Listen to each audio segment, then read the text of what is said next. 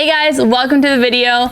As promised, this is our Halloween special. I went to a huge haunted house in Caboolture, just north of Brisbane. My friend Renee was putting it on with her parents and just have their friends come and help out in the maze and have the community show up. It's all free of charge. They've brought in local vendors and stuff to allow them to promote their businesses, but the community shows up in masses. Last year it was over 700 people, and this year we reached over 900. It was huge, and it was truly a terrifying haunted house.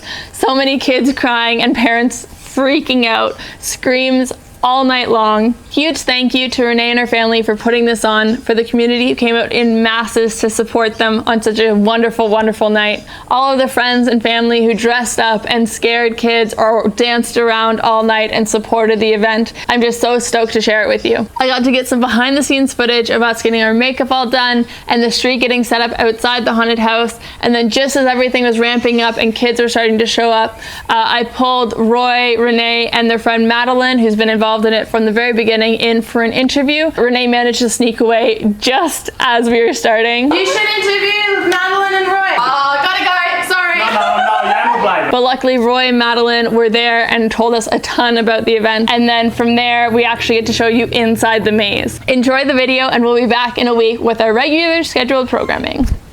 Bye.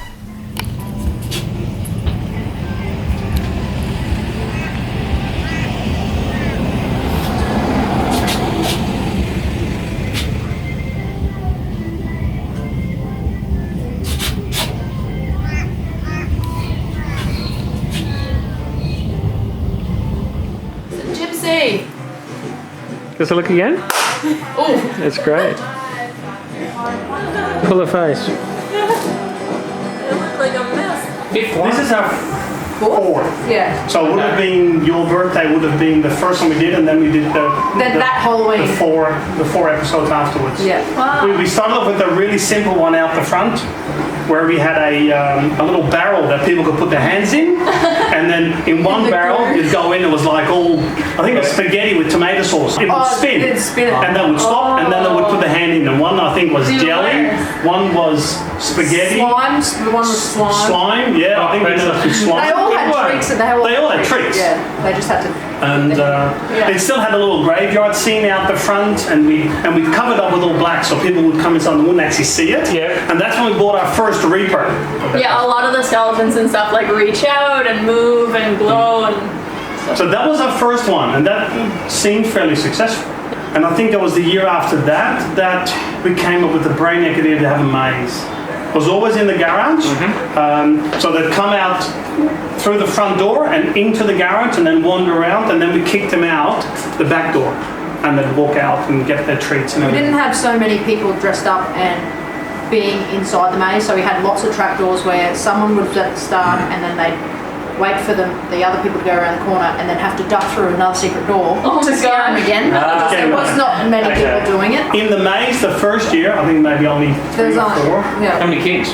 but Wouldn't have been very many. And then it got up to 700 left. 700 Yeah. last year, yeah. Wow, that's And awesome. it's going to be a big one. I feel it in my Yeah. body. fingers crossed that they rock up. Yeah, there's already a few kids out there like, oh, a maze, let's go. And it's Yeah. like, no, Many guys. people are coming. Yeah. And that's also why this year we brought in the vendor idea. We thought, if that is something that could work, next year we could go even bigger and actually get involved with council and break the street open. So we do try to refresh the maze, so it's not always the same. Our subject matter is about the same, but we do always try to have one key element of prime scare. And actually Lily came up with that this year. And the year before that we had the girl from The Ring, who was actually a boy, dressed up as the girl from The Ring. And she scared the majority of adults. That's awesome. We do every year need people to be active participants in the maze, so it's sometimes hard finding individuals that will actually play along the game. Yeah. Because we need a few people outside, so to keep the crowd active and also to guide them in. Yeah, so we need inside and we need outside people as well to keep the crowds. Some young kids noticed.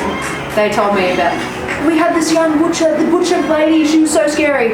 That was me a couple of years ago. Like, they remember, and they're like, and you're Chucky, are you going to be Chucky again this year? I'm like, oh, you don't know. Yeah, you guys start, what, like a month early? A month or 2? We start building in August. only because the primary builders to begin with is my daughter and I, who is very shy, as you can see, she's not here. But her and I only have 1 day off together a week. So literally we need 2-3 months of Mondays to try and get things organised. That's how long it takes. Yeah, it takes a few months, and then after that, it's still coming in after work and doing all the final touching, a little bit here, a little bit there. Apparently you guys were also on Channel 7 the other day. We had a snippet on Channel 7, like they didn't come and video us, but at least we got a little. And also Ronald Court, Caboolture South. So the House of Horror. So that was good. And the newspaper was awesome, having it on the front page and everything. That was I didn't expect that. What can I say? It was good. It was a good first shot. Hopefully that also will bring in some people today. awesome. Oh, and here comes the rest of the costumes. That's awesome. Well, thanks, guys. That's great. Come in, join the maze. Yeah.